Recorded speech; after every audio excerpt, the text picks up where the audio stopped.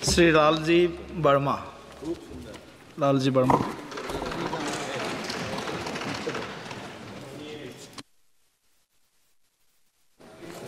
सभापति जी, आपने मुझे सामान्य बजट की चर्चा में अपनी बात रखने का अवसर दिया, इसके लिए मैं आभारी हूँ।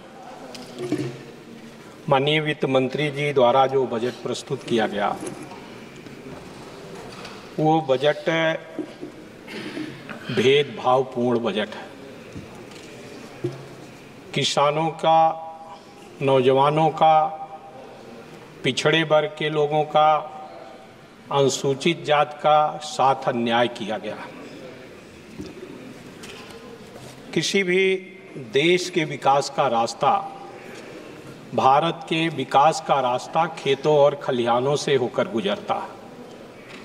जब खेत और खलिहान समृद्धशाली होंगे तो देश की आय बढ़ेगी। लेकिन इस बजट में किसानों के बारे में, उनकी एमएसपी की गारंटी देने के बारे में कोई बात नहीं रखी गई। मान्यवर, ये बजट किसानों के हितों की अनदेखी करने वाला बजट है। माननीय वित्त मंत्री जी ने कहा कि हमने अधिक बढ़ाकर एमएसपी देने का काम किया। हमारा जो कास्ट ऑफ प्रोडक्शन है, सरकार के विभिन्न कृषि फार्मों पर, कृषि विश्वविद्यालयों में उस कास्ट ऑफ प्रोडक्शन के समतुल्य जो समर्थन मूल्य है वो नहीं। किसान का लागत मूल्य तो बढ़ गया महंगाई के चलते। खाद का दाम बढ़ गया, कीटनाशक दवाओं का दाम बढ़ गया, बीज का दाम बढ़ गया, डीजल का दाम बढ़ गया, बिजली का दाम बढ़ गया। उसके समतुल्य जो है, उसका जो एमएसपी है वो नहीं घोषित की गई, जिससे किसान की आमदनी घटी। दूसरी तरफ किसान जो खरीदता कृषि यंत्र, माननीय मंत्री जी ने अपने भाषण में जहां कुछ दूसरे सेक्टर को रियायत देने का काम किया, लेकिन कृषि यंत्रों पर 28% जीएसटी है, उसके बारे में कोई उल्लेख नहीं किया। मान्यवर बाबा साहब भीमराव अंबेडकर ने भी संविधान सभा में इस बात को कहा था कि भारत में सामाजिक और आर्थिक गैर बराबरी है। जब तक हम इसको दूर नहीं करेंगे, भारत को समृद्धशाली नहीं बना सकते। आज उस सामाजिक और आर्थिक गैर बराबरी को बढ़ाने वाला ये बजट है। जाति जनगणना का कोई उल्लेख नहीं है। इस बजट में पिछड़े वर्गों का जो आरक्षण है उसको पूरा करने के लिए बैकलॉग के आधार पर भर्ती का कोई उल्लेख नहीं है। अनुसूचित जाति के रिजर्वेशन को पूरा करने का कोई उल्लेख नहीं है। इसके साथ साथ मान्यवर, किसान के जो समर्थन मूल्य है उसकी गारंटी का उल्लेख नहीं। मैंने बजट का विभिन्न हिस्सों में देखने का काम किया। पिछले वर्ष के मुकाबले उर्वरक पर कम पैसा रखने का काम किया गया।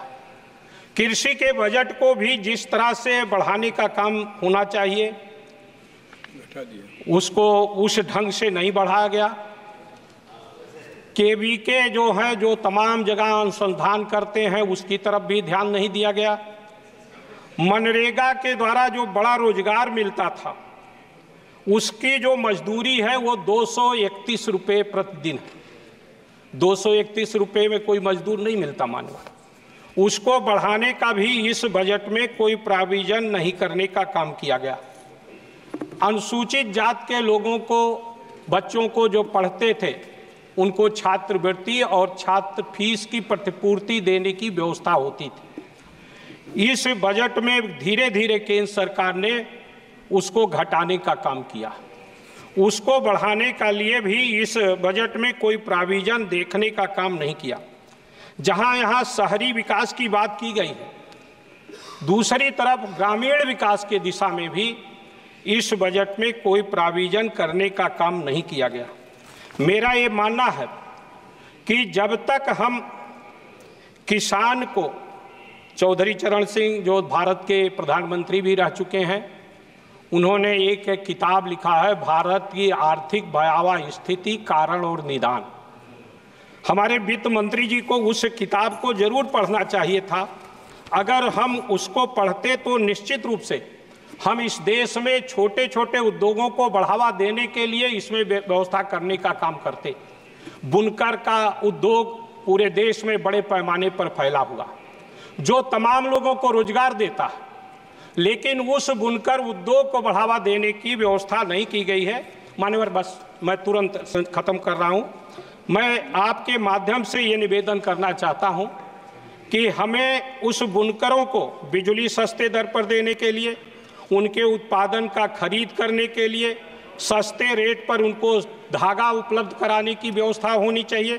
साथ ही साथ मान्यवर, उत्तर प्रदेश के साथ भेदभाव किया गया। उत्तर प्रदेश भी कभी बाढ़ से, कभी सूखा से, तमाम जगह बाढ़ आया है और नेपाल पानी नदियों में छोड़ता है, उसका बहुत बड़े हिस्से पर असर पड़ता है। दूसरी तरफ सूखा भी है। हमारे जिले में आज कम वर्षा के कारण किसान की धान की फसल खत्म हो रही है। उसके विकास के लिए उसको कैसे ठीक किया जाए, उसके लिए व्यवस्था नहीं की गई।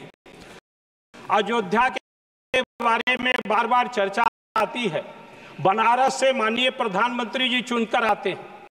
अयोध्या से बनारस जाने में 7 घंटे से ज्यादा समय लगता है। उसके एक्सप्रेसवे बनाने के लिए भी इस बजट में कोई चर्चा करने का काम नहीं किया। मान्यवर, सांसदों का जो क्षेत्र विकास निधि बहुत कम है। 5 करोड़, 1 किलोमीटर में 1 करोड़ रुपया लगता है।